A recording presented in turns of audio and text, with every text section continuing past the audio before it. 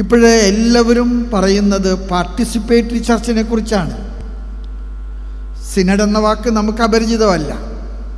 പക്ഷെ പാശ്ചാത്യ സഭയ്ക്ക് ഒരു പക്ഷേ അപരിചിതമായിട്ടുള്ള ഒരു പ്രയോഗമാണ് സിനഡ്.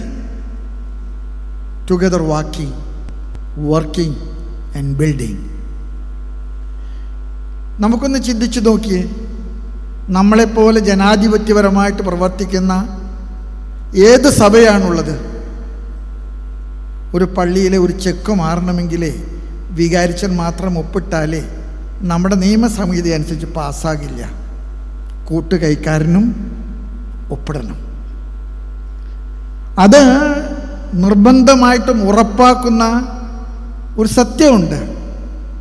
പള്ളി വൈദികരുടെയോ സന്യസ്തരുടെയോ മാത്രം തറവാട്ട് വീടല്ല, അത് ജനങ്ങളുടെ തറവാട്ട് സ്വത്താണ്. അതുകൊണ്ട് തന്നെ ജനങ്ങളെ മാറ്റി നിർത്തിക്കൊണ്ട് നമുക്ക് ചിന്തിക്കാൻ സാധിക്കില്ല. ജനങ്ങളെ മാറ്റി നിർത്തിക്കൊണ്ട് നമുക്ക് പ്രവർത്തിക്കാൻ സാധിക്കുകയില്ല. ഒരു പാർട്ടിസിപ്പേറ്ററി ചർച്ച് എന്നുള്ള ഇപ്പോഴത്തെ പുതിയ ദൈവശാസ്ത്ര ചിന്താഗതികൾ, സിനഡ്, ഒരുപക്ഷെ സിനഡിന് പഠിക്കാവുന്ന ഒരു പാഠപുസ്തകമാണ് സീറോ മലബാർ സഭയുടെ പ്രവർത്തന ശൈലി. സീറോ മലബാർ സഭയുടെ ഇന്നത്തെ 2 ചക്രവാളങ്ങളും കൂടെ എനിക്ക് പറഞ്ഞ് ഞാൻ അവസാനിപ്പിക്കാം. സീറോ മലബാർ സഭ ഒരു മൈഗ്രേറ്റിംഗ് ചർച്ചായിട്ട് മാറുകയാണ്. നമ്മുടെ കുഞ്ഞുങ്ങളും നമ്മുടെ കുടുംബങ്ങളും നാട് വിട്ട് പുറത്തേക്ക് കുടിയേറി പാർക്കുന്ന ഒരു പ്രത്യേകത. പണ്ടും നമ്മുടെ ജനങ്ങളെ സംബന്ധിച്ച് കുടിയേറ്റം ഒരു കൗതുകമായിരുന്നു. തിരുവിതാംകൂറിൽ നിന്ന് മലബാറിലേക്ക് കുടിയേറിയ നമ്മുടെ കാരണവന്മാർ, അന്ന് മലബാർ നമുക്കറിയാം ഒരു ബാലികേറ മലയായിരുന്നു. ഇന്ന് മലബാറിൽ നമുക്ക് തലശ്ശേരിയുണ്ട്, താമരശ്ശേരിയുണ്ട്, മാനന്തവാടിയുണ്ട്, ഭദ്രാവതിയുണ്ട്, ഇപ്പം മാണ്ഡ്യം കൂടിയായി. ഞാനത് പറയുന്നത് ഒരു കുടിയേറ്റ ജനതയുടെ കാരണവന്മാരുടെ മക്കളാണ് നമ്മൾ. അതുകൊണ്ട് തന്നെ നമ്മുടെ പ്രവാസികൾ നമ്മുടെ കാരണവന്മാരുടെ ഒരു പൈതൃകത്തിൻ്റെ തുടർച്ചയാണ്. ഗൾഫിൽ ഞാൻ പറഞ്ഞു 5 ലക്ഷത്തോളം വരുന്ന ജനങ്ങളുണ്ട്. സൗത്ത് ആഫ്രിക്കയിലുണ്ട്. മൈഗ്രൻസ് എന്ന് പറയുന്നത് മിഷണറിമാരായിട്ടാണ് നമ്മൾ മനസ്സിലാക്കേണ്ടത്. അച്ഛനും കന്യാസ്ത്രീയും നാട് വിട്ട് നോർത്ത് ഇന്ത്യയിലേക്ക് പോയാൽ അവർ മിഷണറിമാരാകും. പക്ഷെ കല്യാൺ രൂപത സ്ഥാപിച്ചപ്പോൾ എൻ്റെ മനസ്സിൽ തോന്നി അച്ഛനും കന്യാസ്ത്രീയും അല്ല അവിടെ ആദ്യം പോയത്, ജനങ്ങളാണ് പോയത്. ആ രൂപത സ്ഥാപിക്കുന്ന സമയത്ത് 90,000-ഓളം ജനങ്ങൾ അവിടെ ഉണ്ടായിരുന്നു. അവരുടെ സീറോ മലബാർ വിശ്വാസത്തോടുള്ള കൂറും കടപ്പാടുമാണ് പിന്നീട് നമുക്ക് കല്യാൺ രൂപത ലഭിക്കാൻ കാരണമായത്. ഞാൻ ആഗ്രഹത്തോടുകൂടെ പറയുകയാണ്, സീറോ മലബാർ സഭയ്ക്ക് ഓൾ ഇന്ത്യ ജൂറിസ്ഡിക്ഷൻ തരുന്ന സമയത്ത് ചില തർക്കങ്ങളുണ്ടായപ്പോൾ അതിനുവേണ്ടിയുള്ള സ്പെഷ്യൽ കമ്മീഷനിൽ ഞങ്ങൾ സീറോ മലബാർ സഭയുടെ മെത്രാന്മാർ വാദിച്ചൊരു കാര്യമുണ്ട്. The command of Jesus by baptism shall not be restricted by quoting a canon. നിങ്ങൾ ലോകമെങ്ങും പോയിട്ട് സുവിശേഷം പ്രസംഗിക്കുക എന്ന് പറയുന്ന കർത്താവിൻ്റെ ദൗത്യം ഒരു കാനനിലോ കോട്ട് ചെയ്തിട്ട് നിങ്ങൾ തടസ്സപ്പെടുത്തുന്നത് ശരിയല്ല. ഈ തടസ്സവാദമാണ് മാർപ്പാപ്പ തീർത്തത്.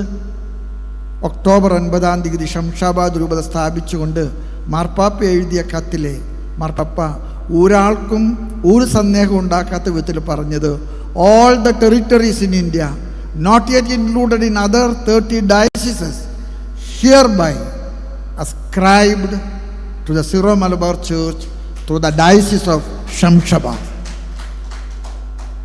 ഗൾഫിലേക്കും നമ്മുടെ യാത്ര തുടരുകയാണ്. ഞാൻ അവസാനിപ്പിക്കുന്നതിന് മുൻപ് നമ്മുടെ പ്രയോറിറ്റി കുടുംബങ്ങളുടെ ശാക്തീകരണമായിരിക്കണം. നമ്മുടെ കുടുംബങ്ങൾ, ഞാൻ ചിലപ്പോഴൊക്കെ വിചാരിക്കാറുണ്ട്, ഞങ്ങൾ കൊച്ചങ്ങളായിരിക്കുമ്പോൾ 4 മണി കഴിഞ്ഞാൽ വീടാന്തരം കയറി ഇറങ്ങുന്ന അച്ഛന്മാരെ അത് ഒരു കൗതുകമായിരുന്നു. എല്ലാ വീടുകളിലും കയറി ഇറങ്ങുന്ന അച്ഛന്മാരെ. ഇന്ന് നമുക്കത് നഷ്ടപ്പെടുകയാണ്. കുടുംബങ്ങളെ അക്കമ്പനി ചെയ്യുന്ന ഒരു പാസ്റ്ററൽ മിനിസ്ട്രിയെക്കുറിച്ച് നമ്മൾ കൂടുതൽ ഗൗരവമായിട്ട് ചിന്തിക്കണം.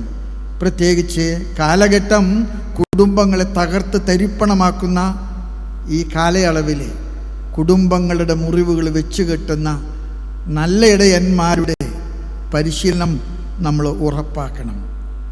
വിശ്വാസ പരിശീലനം ഞാൻ പറഞ്ഞു കുടുംബത്തിൽ നിന്ന് ആരംഭിക്കുന്നു. അത് ഇന്ന് ശാസ്ത്രീയമായ സംവിധാനങ്ങളിലൂടെയും സാങ്കേതികമായ വിദ്യകളിലൂടെയും നമ്മൾ കുറേ കൂടെ ആകർഷകമാക്കിയിട്ടുണ്ട്. പക്ഷേ അതിലൂടെ കുടുംബങ്ങളുടെ ദൈവിക പരിശീലനവും വിശ്വാസ പരിശീലനവും നമുക്ക് കളയാൻ പറ്റില്ല. നമ്മുടെ സംഘടനകൾക്ക് കൂടുതൽ ഒരു പങ്കാളിത്ത സ്വഭാവമുള്ള ഒരു ശൈലിയിലേക്ക് നമ്മൾ സ്വീകരിക്കണം. നമ്മുടെ കൈക്കാരന്മാർ നമ്മുടെ കൂട്ടുപങ്കാളികളാണ്. നമ്മുടെ സംഘടനകൾ നമ്മുടെ കൂട്ടുവേലക്കാരാണ്. അവർക്കൊക്കെ അർഹിക്കുന്ന പ്രാധാന്യം കൊടുത്തുകൊണ്ട് അവരെ കൂടെ ചേർത്ത് പിടിക്കുന്ന, ഒരിക്കലും മാറ്റി നിർത്താത്ത ഒരു സംഘടനാ ശൈലിയും ഒരു പങ്കാളിത്ത സ്വഭാവമുള്ള സഭയും നമുക്കുണ്ടാകണം. നമ്മുടെ സംഘടനകളെ ബലപ്പെടുത്തുമ്പോൾ നമ്മൾ മനസ്സിലാക്കേണ്ട ഒരു കാര്യമുണ്ട്. പള്ളിയിൽ വരുന്നവരെ മാത്രം കാക്കുന്ന, അവർക്ക് മാത്രം ശുശ്രൂഷ ചെയ്യുന്ന ഒരു ശൈലിയിൽ നിന്ന് 99നെയും വിട്ട് നഷ്ടപ്പെട്ടതിനെ തേടിപ്പോയ കർത്താവിൻ്റെ ശൈലി നമ്മൾ ഇനി കൂടുതൽ പ്രാവർത്തികമാക്കണം. ഇന്ന് നമ്മുടെ ഇടയിൽ വരുന്നവരെ നമ്മൾ ഒരു വിധത്തിലും പടക്കാതെ സൽക്കരിക്കുന്നുണ്ട്. പക്ഷെ വരാതെ മാറി നിൽക്കുന്നവർ തേടിപ്പോകുന്ന ഒരു അജപാലന ശൈലിയെക്കുറിച്ച് നമ്മൾ കൂടുതൽ ഗൗരവത്തോടുകൂടെ ചിന്തിക്കണം. നഷ്ടപ്പെട്ടതിനെ തേടി തോളിലേറ്റി, മുറിവേറ്റതിനെ വെച്ചുകെട്ടി, ആരും നഷ്ടപ്പെടാതെ എല്ലാവരും ചേർത്ത് പിടിക്കുന്ന ഒരു ശൈലി, അത് നമ്മുടെ സഭയുടെ ശൈലിയായിട്ട് മാറണം. ഞാൻ അവസാനിപ്പിക്കുന്നതിന് മുൻപ് ഓൾ ഇന്ത്യ ജൂറിസ്ഡിക്ഷൻ നമുക്ക് കിട്ടിയപ്പോൾ മാർപ്പാപ്പ നമ്മളോട് പറഞ്ഞിട്ടുണ്ട്, ഇത് തന്നിരിക്കുന്നത് സിറോ മലബാർ സഭയ്ക്കാണ്. അതുകൊണ്ട് തന്നെ ഇത് ഒരു രൂപതയുടെ ഉത്തരവാദിത്വമോ മിഷൻ പ്രവർത്തനം ആ രൂപതയുടെ മാത്രം സങ്കടമോ സംഘർഷമോ ആകാൻ പാടില്ല. ഞാനിവിടെ ചെറുപുഷ്പ മിഷൻ ലീഗിനെ ഒരുപാട് നന്ദിയോടുകൂടെ ഓർക്കുന്നു. ഭരണങ്ങാനത്ത് ആരംഭിച്ച CML എത്രയധികം മിഷണറിമാരാണ് ലത്തീൻ സഭയ്ക്ക് കൊടുത്തിട്ടുള്ളത്. ഒരു കാലത്ത് സീറോ മലബാർ സഭയുടെ 25-ൽ കൂടുതൽ അച്ഛന്മാരെ ലാറ്റിൻ രൂപതകളിലെ മെത്രാന്മാരായിട്ട് ജോലി ചെയ്തിട്ടുണ്ട്. 100 കണക്കിന് അല്ല 1000 വൈദികരും സന്യസ്തരും ലാറ്റിൻ സഭയോടുകൂടെ ചേർന്ന് ജോലി ചെയ്തിട്ടുണ്ട്. അതെല്ലാം തന്നെ സഭയെ പടുത്തുയർത്തുന്നതിൽ നമ്മൾ ചെയ്ത ശുശ്രൂഷകളാണ്. ഞാൻ അവസാനിപ്പിക്കുന്നു.